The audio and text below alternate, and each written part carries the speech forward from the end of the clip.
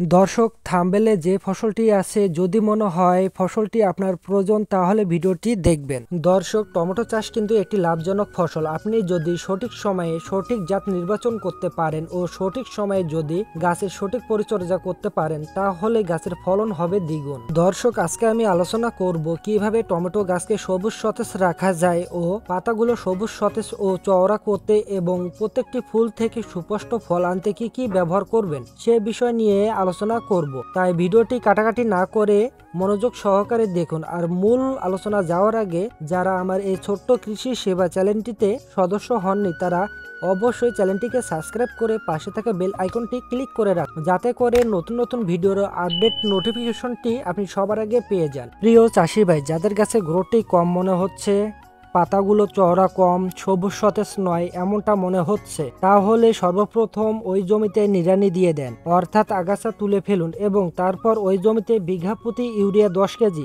DAP 15 KG, MOP 5 থেকে 8 KG, সাথে 10টায় 1 KG naphthyl acetic acid অথবা হিউমিক অ্যাসিড 1 কেজি নিয়ে ভালোভাবে ছিটিয়ে দিবেন। তারপর ওই জমিতে সেচ দিয়ে দিন।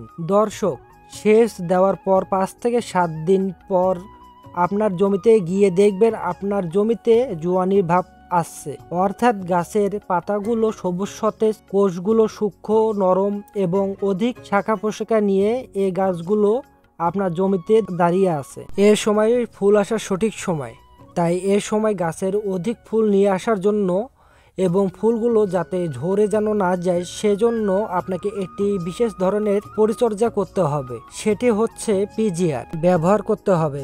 সেক্ষেত্রে আপনারা ন্যাশনাল এগ্রিকেয়ারের এনএসি গোল্ড ব্যবহার করতে পারেন। এটি একটি জাদুকারী প্রোডাক্টও বলতে পারেন।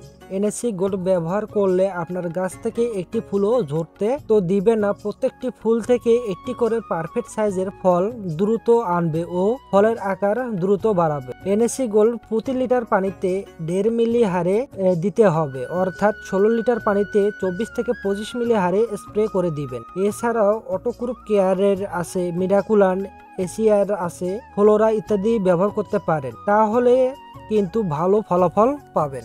দর্শক, ফুল ও ফল বৃদ্ধি করলেই হবে না, এর পাশাপাশি কিন্তু ওই জমিতে আপনাকে ছত্রাকনাশক এবং কীটনাশক ব্যবহার করতে হবে। ফুল ঝরে যাওয়ার মূল দুটি কারণ হচ্ছে ছত্রাকনাশক ও কীটপতঙ্গ, তাই আপনাকে পিজিআর এর পাশাপাশি ওই জমিতে আপনাকে ছত্রাকনাশক এবং কীটনাশক ব্যবহার করতে হবে। তা দর্শক, আমরা প্রথমে জমিতে নিড়ানি দিলাম, তারপর ওই জমিতে সুষম সার দিলাম, এতে করে গাছগুলো সবুজ সতেজ রোগ আক্রমণ মুক্ত গাছ তৈরি করে ফেললাম। তারপর ওই জমিতে পিজিআরের মাধ্যমে অধিক ফুল ও ফল নিয়ে আসলাম। এখন আসি কিভাবে প্রত্যেকটি ফল একই সাইজ করবেন, ফলগুলো যেন ছোট বড় না হয় সেজন্য স্প্রে করবেন স্প্রে বোরন। এতে করে প্রত্যেকটি ফল দ্রুত বড় হবে, দেখতে সুন্দর হবে, এতে করে বাজারজাত করলে লাভবান বেশি হবেন। সেক্ষেত্রে আপনারা অটোক্রুপ কেয়ারের সলুবার বোরন অথবা ন্যাশনাল এগ্রিকেয়ারের লিব্রেল বোরন ব্যবহার করতে পারেন। 16 লিটার পানিতে 30 থেকে 35 গ্রাম হারে স্প্রে করবেন। দর্শক, আজ এই পর্যন্ত যে পদ্ধতিগুলো শেয়ার করলাম, এই পদ্ধতিগুলো জমিতে প্রয়োগ করলে ফলন হবে যেমন, বাজারজাত করলে অন্যদের থেকে একটু হলেও বেশি লাভবান হবেন।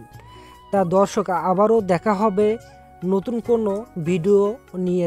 ততদিন পর্যন্ত ভালো থাকবেন, সুস্থ থাকবেন, কৃষকের মুখে হাসি ফুটুক এই আশা ব্যর্থ রেখে আজ এখানে শেষ করছি। আসসালামু আলাইকুম।